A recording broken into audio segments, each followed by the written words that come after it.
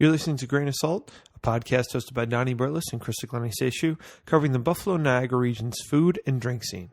Today's episode features an interview between Donnie and Bryan Meccozi, the young chef who has transformed his grandfather's old print shop into one of the area's hottest new restaurants, Black Iron Bystro.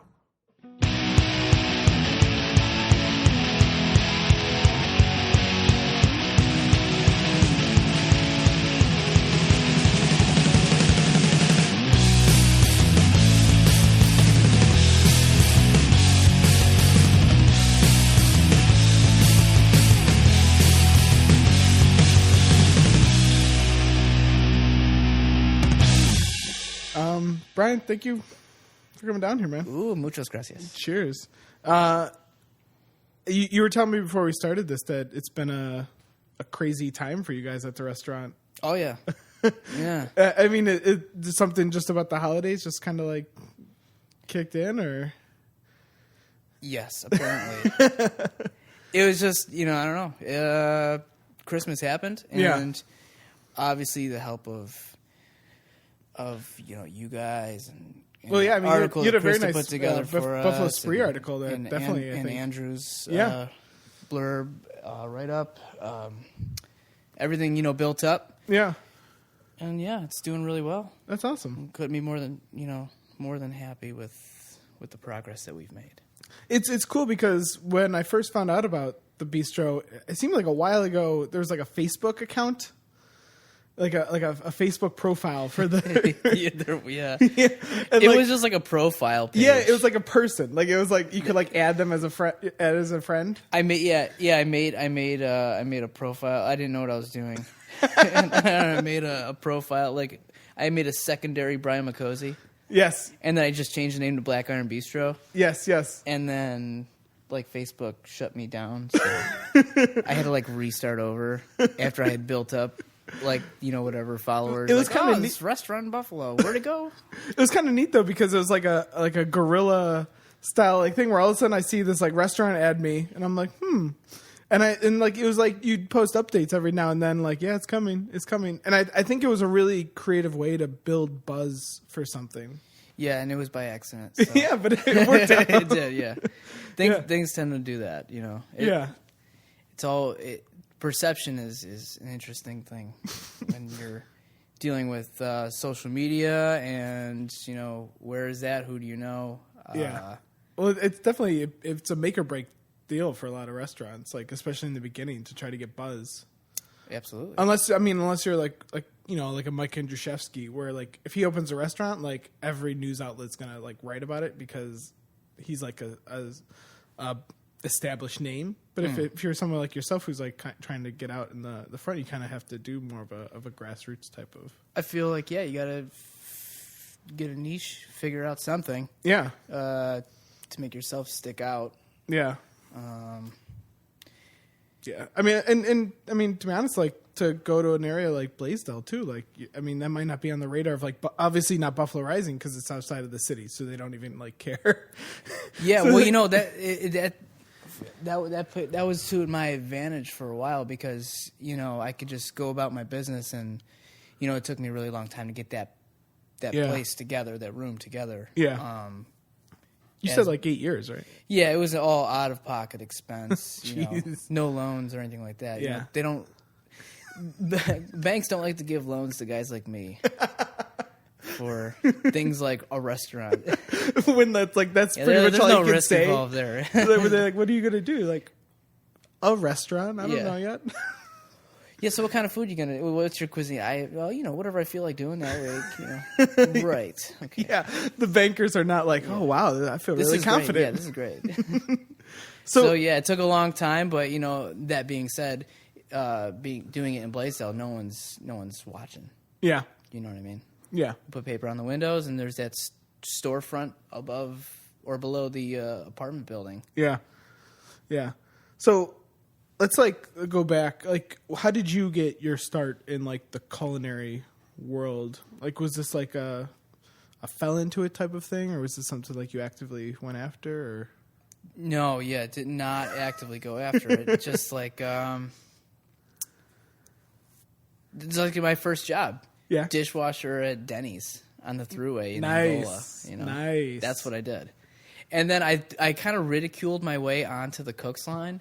At Denny's? Yeah, when I was like, I think I was like 17. Okay. I was a smart ass, Yeah. And I think I just like kind of bullied the older dude that worked the egg station by the dish area. Nice. Till he just ended up quitting. And then the manager just kind of made me go up there and do his job, and I did for the day, and I did a good job at it. And wow. They kept me. They actually promoted me and gave me a raise. There you go. So I became a cook at Denny's. Nice. And then, I basically bullied the general manager into continuing to give me like raises and promotions. And then I remember at one point I got a raise to become the prep guy. I was like, I don't want to work on line anymore. I'm just going to prep. I didn't even know there was a prep person at Denny's. I kind of created the position because they just really wanted me around because I would like bust ass. Okay. You know what I mean? Yeah. So I was like, well, listen, I'm just going to go somewhere. I got to, switch jobs. Yeah. Yeah. What shift were you working at Denny's? When I was in high school? Yeah. Yeah. I don't yeah. Like the later in the evening shift? Were you there like... The weekends, it was like, I remember it was the morning, you know what I Okay. mean? It was a throughway, too, so it was like weirdness. It's Okay. not like your standard Denny's. Yeah. you know? It's not like your Burbs Denny's, yeah. Yeah, it was A lot like, of truckers, I would assume.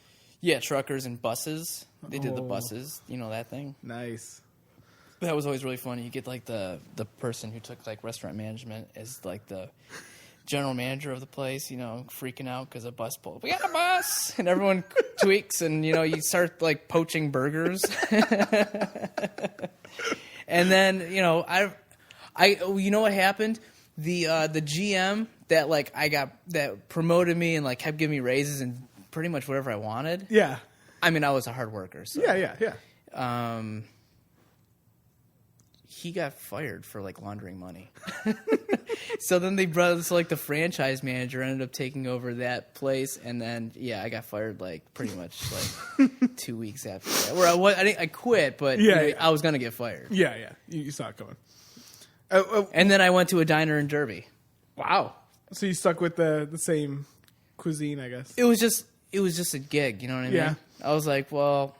Was it something like, I know how to do this, so I can do this? Yeah, it was like, I can start working today at another place. Yeah. So I did. Yeah. And then I ended up staying there for like 12 years. Wow. Yeah. That's a... And it was a diner, Kayla's Kitchen in Derby. Okay. And, breakfast, lunch, dinners, and like weddings, banquets. Oh, really? Yeah. Stuff Damn. like that. Did you know... I mean, you worked there for 12 years. Did you know, like, this is going to be your career path? Like... No. No, you were still, like, I up don't in there? think so. No, yeah. I mean, there was... And then probably like halfway through that tenure, it was like I realized that I wanted to keep doing that my way. Yeah. So I knew I wanted to open something. Okay. And so was this, like, when the idea of Black Iron started to percolate? Yeah, it was just like I was going to open up like a coffee house. You know what I mean? Because I remember being like 18, 19 years old, maybe 18, when like Spot Coffee first came around on the corner there. Yeah. And I remember just going there and being like, yeah, this is where it's at. Yeah. Yeah. So I wanted to do something like that. And then, Things changed. yeah, things always change. Things just morph into whatever you surround yourself with. Yeah. Yeah. So, So and I thought I wanted to do like a food truck, and that was really? like, that was a while ago. That was, I think, before there was any food trucks around here. Oh, so like before Lloyd even. Yeah, I remember there was a guy at the diner that I worked at. There was a maintenance guy, and he had like a couple like old ice cream trucks that he had used as his like work vehicles. Like one was like full of plumbing equipment, one was full of electrical equipment. Wow. And he was like selling one of them, and I remember thinking like that would be really cool, and it was like really cheap. I was like, you know, it'd be cool, just like throw a grill on the truck and like, roll down to like Mickey Rat's or Bennett Beach and like, pull out the grill and start cooking and selling food in the parking lot. And yeah, but talking to people and like, Oh yeah, like There's, at the time, I don't even. Yeah, that's permits for that kind of thing and licensing. They're like, what are you talking about? Yeah, You exactly. can't do that. Like when we talked to like Lloyd, when they were like floating the idea to people, like nobody knew what that either meant or like if it was legal. Like there was like That's what it was. It was like, no, I don't think you could do that legally. Like, there's definitely none of that here. Yeah, And that was So like the town of Evans. So, Oh yeah, you know, a my little, goodness. a little old school there. So what happened after the diner? So, you know, I mean, well, I still worked at the diner, but I took my grandfather, you know, let me, you know, use his storefront, Which is now the home of Black Iron Bystro. which is now Black Iron Bystro, to start, you know, working on opening a place. nice. So I moved above it. My father and I renovated the downstairs, which is the bistro, and both apartments, including the one that I lived in, Wow. above it. And so you were saying like earlier, like you lived in the apartment as you're renovating. Yeah. So, and we cut a hole in the floor of the apartment. So when I like gutted my bathroom and my kitchen, we would throw, you know, old cabinets and shit down into the where the restaurant is, and then from there we would haul it out into a dumpster and really exciting stuff. No, but that's like It I think a lot of people would appreciate how hands-on you were with the entire process. Yeah, I didn't walk into a restaurant, you Yeah. know, built for me. I just kind of had to figure out things. And, like, at the same time as I was doing all that stuff, I was, like, figuring out how to finagle, like, deals with, like, you know, like the stove I got this, you know, big 6-burner Vulcan with the flat top and the broiler and 2 ovens. It's all functional. I got that from, like, an old school. Nice. Because they were selling it, and they were selling it on Craigslist, like, in the appliances sections. And, like, they were getting no hits on it. Yeah. Because they had got, like, money in their school budget to get a new stove, and they had to get rid of this thing, and they were, like, just trying to get rid of it. Like, That's someone take it. No one was taking it. Oh man. So I called the lady, and, you know, I think I got it for, like, $400. Wow. It's, like, really nice stove. That's So- you got to do that. I mean, I had to figure out how to, like, get it? inherit these things, bring them into the place that I'm completely tearing apart, and keep it nice. You know, wrap that up in tarps and duct tape. Yeah. You know. Yeah, put it in the corner. And Oh, there's a really good deal on all this plateware, you know, it's free, go get it, you know. All right, great. Now I got to make room for it and then move. I was constantly moving, like, all the stuff I had for the restaurant, all the booths. I moved those booths that I have in my restaurant, like, from different locations. Probably, like, 4 different times, you know. Rent a truck, get all the booths, move from that warehouse to this place. yeah.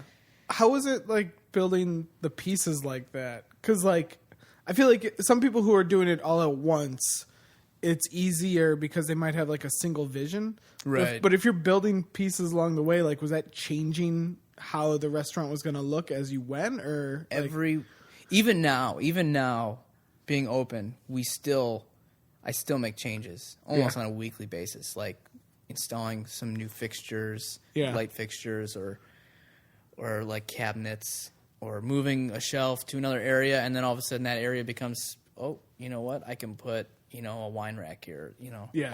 It's always changing. So, yes, especially back when I was starting to build everything and put it all together, it was kind of like, well, you just see something that you fell in love with, you're like, we'll figure. we're doing this. I'm building this kind of table with this, like, you know, these 4x4s and this plywood, and, you know, I'll route the edges and I'll get some metal pieces, put it all together, stain it. Yeah. And then after I'd finish that, all of a sudden something would change. Or all of a sudden someone would be like, hey, I got all these pallets for you. And I was like, all right, now I'm building tables with pallets. You know? That's pretty cool. So it's constantly, you know, yeah. the layout changed a million times. It still does, even now. It's still, like, it's got a pretty standard set now, but, you know, we have to accommodate, like, parties and reservations and stuff like that. So we moved the whole dining room around. That's good. I mean, that's nice to have that flexibility. Yeah. Sometimes it becomes grueling pain in the ass. I would just prefer if people just showed up and dealt with what they were handed. Yeah. Because I got to, like, prep and shit, man. I can't be moving tables every goddamn day. I have to say, though, the first thing that I noticed when me and my wife walked in was how gorgeous that kitchen is set up. With, like, the open kitchen and all the stainless steel and everything. Like, we walked in and we were like, holy shit. Thanks, This man. place looks like different than any other place in Buffalo. And it just like everything else, it's just been like, well, just work with what I got. Like, Yeah. I've always been a big fan of, no boundaries, no walls. Yeah. Just seeing everything. I mean, you need walls in certain areas, but I always loved the concept of just studio spaces, just large areas, and using partitions and other objects to create dimensions of spaces, areas. Yeah. I mean, you can even see, especially with the furniture and things like that, it's very unique. Like, you have a lot of pieces that are, retrofitting other things and turning them into, tables and stuff like that. It's very creative. That's where we live now. That's kind of like, it's a lot, it's definitely trending as well. Yeah, for so sure. I just kind of lucked out in that fashion. A lot of people are like, oh, well, this isn't very comfortable over here. Well, it's not a matter of like, this is what I think is going to be really comfortable. This is like, all I had was some fucking milk crates, man. Like, what expensive restaurant furniture is? Yeah. And then you can use regular furniture, but that shit breaks. So it's like, well, I'll just use the milk crates. I got tons of those. Thanks, Gershio. Yeah, nice. That's pretty clutch to come in there. When was the turn for you with like cooking where you took it as like your career and like maybe had a passion for like what the plates you're putting out or creativity or things like that? Because I would assume in a diner there's only a certain level of like. There is. When I first started at that diner that I worked at, the guys that ran that place, pretty much, like the guys that are older than me, they went on to, like, one opened his own catering company. Okay. And the other one teaches culinary. Oh, wow.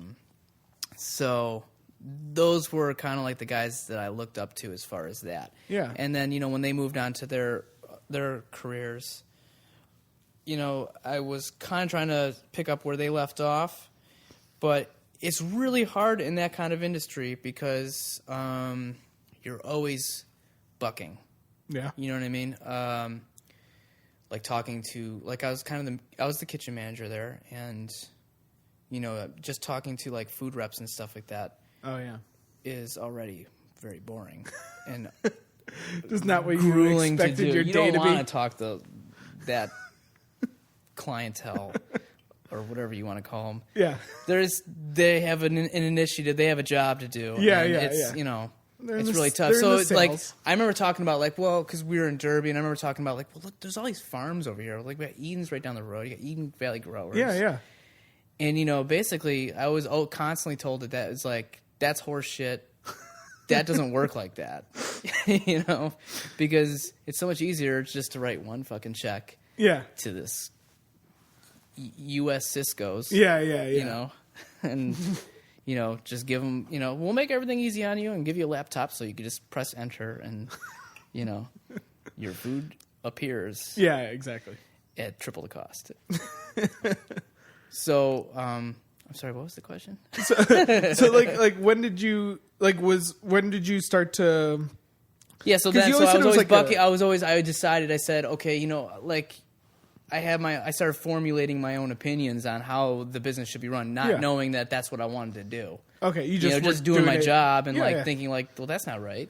Yeah. And then that's how it started becoming like, I could do this better. Yeah. I could do this better than not necessarily where I was, just everyone in general, as far as like the general public of restaurants that are out there. Mm-hmm. You know what I mean? And Obviously the chain restaurants. oh god, yeah. Because that's, Yeah. I mean, you can't even offend those people because where are those people? They're not even restaurant people. Yeah, they're the not. owners of those things are something else. Yeah, exactly. Somewhere else. And Yeah, They exactly. don't really give a shit. Somebody in like Delaware. Right. What about like as far as like the food that you were putting out and like wanting to evolve that? Because I know like later on, I mean, you worked at Vera, and obviously that's a whole different type of cuisine. Sure. So they just, I was just constantly encouraged to, to grow and to learn. And I quickly went from an atmosphere of just, I was just getting my job done to, okay, I will stick my face in a book and think about this. Yeah. And one of those things where you go home and you're still kind of thinking about like work a little bit, or because I feel like that's a big turning point too, is when people when literally clock out at 5 and then that's it. Or when people go home and they're still thinking like... Yeah. So you clock out, and so that's what it became when I started working at Vera. When I started working at Vera, because there was so many people not just working there. Yeah. Not just like Carl in the kitchen or Cam and John at the bar. Yeah. It was not just those people constantly talking about like evolution and of the industry and all that. Yeah. But other people that would come in just to bullshit about that stuff. Oh yeah. And so you clock out, and that's what you would talk. We'd still be talking about restaurants and food and what this place does and what that place does. Yeah. And then you go home from that, and you get online, and you start researching and looking and reading, and I've always been just a fan of all that way of life. Yeah. That passion. It's very reminiscent of the musical people that I surrounded myself with. Yeah. I surrounded myself with a lot of people that were, artists from like, my friends like Christopher Kemick. He did all the artwork at my place. Okay. All the wheat pasting and stuff. And he went to school at AIP, and all his friends were my friends. And the restaurant people that I ended up hanging out with, that went hand in hand with all that. Yeah. So it was very, It seems like especially because I think Vera harmonious. opened in like 2011, I'm going to say. And it seemed like that was the turn when people started to have those discussions more and more in the restaurant industry, talking about like what we could do, what people are doing, like how you're inspired by things. Like I think it was definitely like that was the beginning of what has led us to like this year, which has been like the craziest year for restaurants in Western New York, like that I can ever remember. So definitely. Yeah. It really is. I mean, you can't even keep up. No. I don't try because I can't. You're 'cause too I'm busy. working. but But I have a bucket list. That's awesome. Places that I want to go. That's good. I mean, I think it's been a while for people to have bucket lists in Buffalo of like restaurants. For sure. Yeah. Yeah. I never did before. Yeah, exactly. How did you end up at Vera? By the way, just from like going to was it straight from the diner to Vera or? Yes. And- John hooked me up with the gig. Oh, nice. Yeah. You're just looking for something a little bit more different, or? Yeah. Well, I was, let's say at that point, I was looking at opening the bistro, what I thought would be like soon. Okay, this is 2011-ish. Yeah.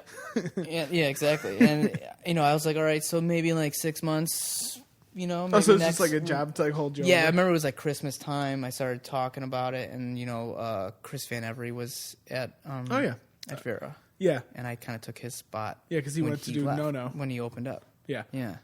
So that was it. It was just kind of like, overheard the conversation, looking for, probably going to need to, find another body. And I was just like, well, I'd be interested in that because I was just like at my wit's end of doing the same thing for so long that, anyone, there was nothing really malicious about like, I'm out of here, I'm going here. It was just like, and it happened. And because that happened, it was just like, it was so good that it happened. Yeah. Black Iron Bystro would be totally different. If you just went from the diner straight to that. Absolutely. Yeah, that makes sense. Yeah. Yeah. I would have been, I probably would have been, I mean, I don't know. I'm not going to even say it. What else were you going to talk about? Well, it would be like Panera Breads or something on a local basis. Yeah. Which isn't a bad No, thing. that's It's not a bad horrible thing. No. But the fast casual is like, that's, That makes sense, yeah. this is what's trending. Yeah. Yeah. So as you're working at Vera, you're also continuing to basically on your off time construct this restaurant and And it was constant, and even then, it was still constantly changing. And then I quickly realized how much I had to learn and how much I had to grow as far as like to get to where I wanted to be as far as a successful. And are we talking that from like a business standpoint? I shouldn't say that like as if it's already happened. Well, no, but you've had some very nice acclaim this year, and so we've gotten off to a great start. Yeah. And I'm happy about that. Yeah, but I mean, would you say you need to learn more the business side or more like the culinary side, or both? Both. Yeah, definitely both. Yeah, and you know, and foresight, and you know what. How are you going to stay the course, but at the same time change to make the proper adjustments, you know, for what people want. Yeah. And that, you know, I try my hardest to just do what I want to do. Yeah. And at the same time, you know, give everyone some pleasure. Yeah. So I mean that was like the number. I mean, besides how pretty the space is, it was the number 2 thing I noticed was that you had a very small menu, and you it definitely felt like you wanted to do what you were going to do, and regardless of the neighborhood that you're in, which I mean, Blaisdell's not known as a like culinary destination. Like you were still going to do what you wanted to do. And not have that many, not have like a menu of safe outs for people who like just wanted like a chicken sandwich. Like it seemed very like that you wanted people to buy into what you were doing, and you didn't give them like you kind of forced them to do it with the menu that you had. Well, you know, a lot of the credit, and I don't want to seem I give a ton of credit. Excuse me, I give a ton of credit to the staff. Yeah, that I have. They're passionate and driven, and they do their best on a daily basis, on an hourly basis of pitching what we do, and that's huge. That could be tiresome as hell to do that over and over and over again, especially when we start, like when now we're busy. Yeah. And just sit down continuously do that. Like now we're getting people that are like, they know what to expect a little bit. Yeah, somewhat of a regular. Yeah. They've actually gone online and seen the website or whatever. Yeah. Read the menu. Yeah, they're going to you specifically. They're going out of their way to go to you. But amongst that, you still have, I'm in a high traffic area. Yeah. I'm on Route 62. So there's people driving by and they see this place is popping and they want to stop in. Yeah. So now you're right back with that clientele that you have to like, okay, this is what's going on. Because some people are, what the hell? What do you mean you can't? I did a prefix menu on New Year's and it was like, we just did no substitutions. This is a prefix and, we're just trying to make everyone's New Year's nice. Yeah. And we still had a couple of people that were like, you knew this ahead of time and you're still like, this is unbelievable. I just want French fries with my steak. I don't want this rutabaga. What the hell is this? I mean, the one thing that I even noticed was when I went, like, there was just Hamburg brewing beer. Mm-hmm. Like, that was it. Like, if you wanted a beer, like, it was like, I was like, awesome. Yeah, that was... I just love that, like, listen, if you want beer, like, there's no blue light right here. Like... you might have changed this. We've changed, like, just like everything else, we've changed a little bit, but it's still... We have 4 taps. Yeah. Currently, right now, it's 2 of them are Hamburg. Nice. Hamburg Saison. Yeah, yeah. And Hamburg OMS. Yeah. And then we have, like the chocolate porter shake. Oh, okay, nice. And but Two-Hearted Ale and stuff like that. So we've changed from just Hamburg, but. Yeah. That being said, it's the same idea. Yeah, which is awesome because I think and John Russo he's awesome. He's the Hamburg guy, right? Yeah, and we kind of just hooked up. I went down to his place. I saw when he first opened. Yeah, and it was like one of those things where I just saw his. He had a great brand, his branding in general, just the logo, the totally evergreen with the H.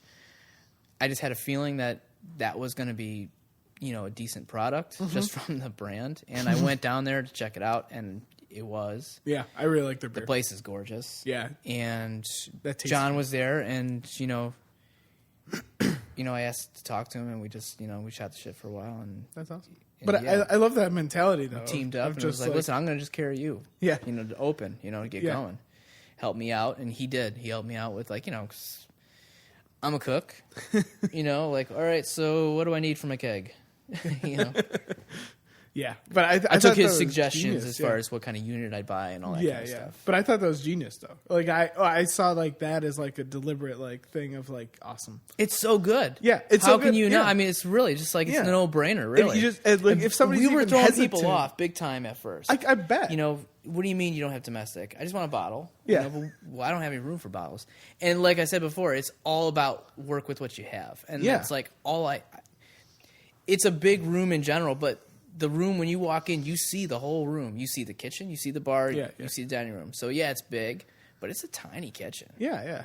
I mean, it's really small. It's a small little line. Yeah. The line is right, the dish pit is there, and the bar is right there. And I don't have any walk-in cooler or anything anywhere. Yeah. So I have room for a maximum of 5 kegs. Yeah. So I got to make it count, and I'm not going to fill it with Anheuser. Oh, good. That's awesome. Because I mean, you could tell those people like, listen, there's a billion other places that you can get that beer. Like, you pitch them on Saison, and you give them a little taste. You're like, yeah, try this. Like, you'll love it. Yeah.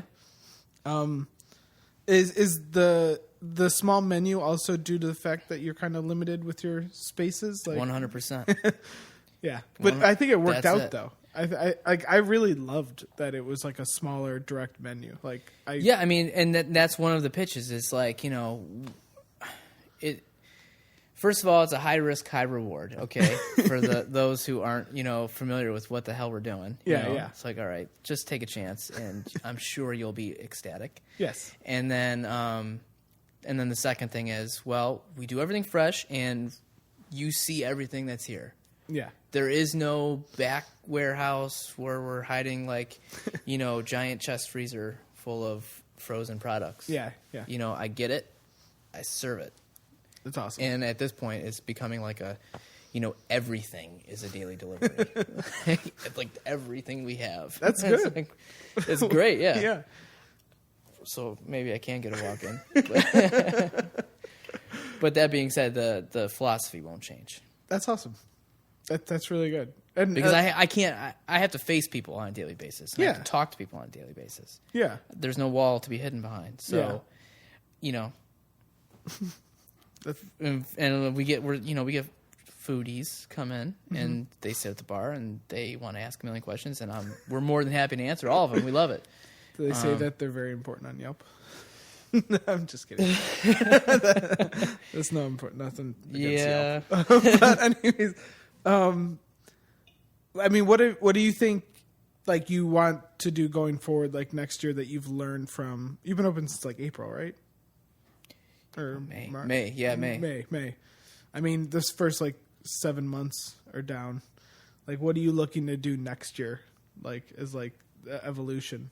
Well, I've contracted someone to put a patio in. Oh, nice. So I'll have a patio out front. Very nice. So come spring, we'll have some tables out front. We already got the ball rolling there.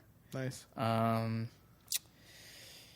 gonna be bringing in some more staff. Okay. So, hopefully some familiar faces to the scene, and nice. That will make everyone happy. And what else? I don't know. Maybe me. I mean, it's still new enough that you kind of just want to continue to. Oh yeah, I mean, the whole goal is to. I mean, I'm not gonna be satisfied. Yeah. I don't know if I ever will be, and I know everyone says that, but I really don't. But I think the benefit of that is that you have so much freedom to change the menu as you wish and stuff like that. So. I put so much into this that I'm not just going to let it go. Yeah. You know what I mean? I'm not just going to be like, all right, this is good. You know what I mean? This is like, okay, we got the ball rolling here. So, we will get more courageous and I'm still learning. Yeah. How to, I'm talking about culinary wise. Yeah. I'm not claiming to be anything. I'm not. Yeah. I'm constantly, I brought you that kimchi. That's like my second batch I've made. Yeah.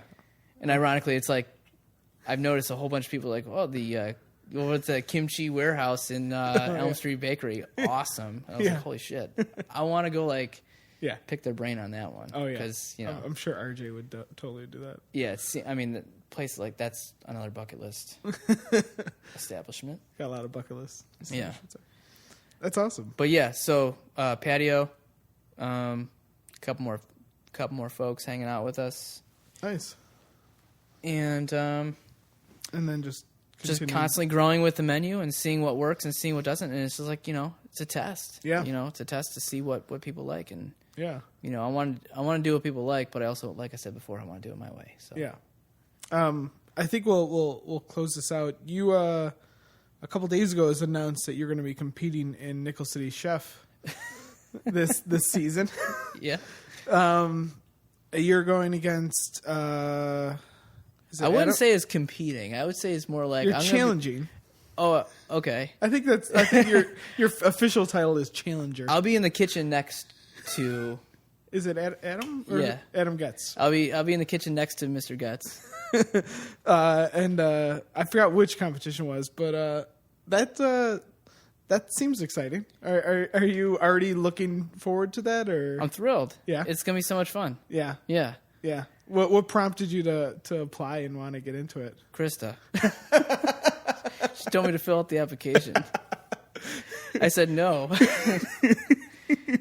In so many words, and she said, "Listen, and it's really for a great."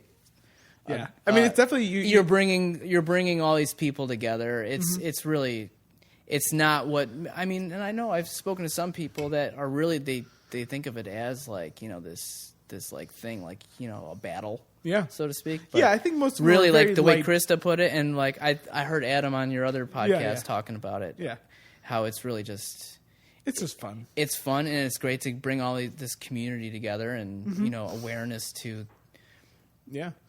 Thank you to the Nickel City Chef crew for bringing attention to our restaurant.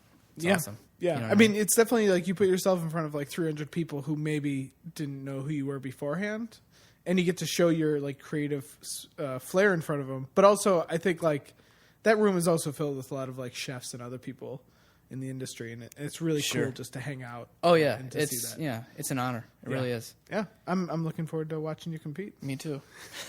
Do you think that's gonna be something where like I'm gonna be levitating above myself? Days prior, you're just gonna be like just zoned out, just like thinking about it, or yeah. I mean, that's how I am at work. Yeah, I don't really like. I'm so like my head's down.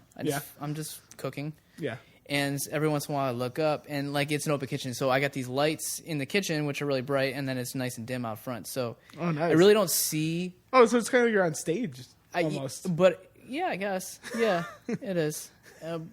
Not that's how Yeah. Not in an egotistical. No, way. no, just in a literal sense. Yeah, in a literal sense, and like I can't really see anything except for the front row at the bar. Yeah. And so and I just hear like the chatter. Mm-hmm. And sometimes the music goes up and the chatter goes up, and so a lot of times I get lost in that because all I hear is the banging of the pans and the all the sounds that happen in the kitchen. Yeah, and just because me and my sous chef, we don't talk. Oh no, we really don't have to. We just do our thing, and we're working, and a lot of times our heads are down, and I feel like it's going to be the same thing.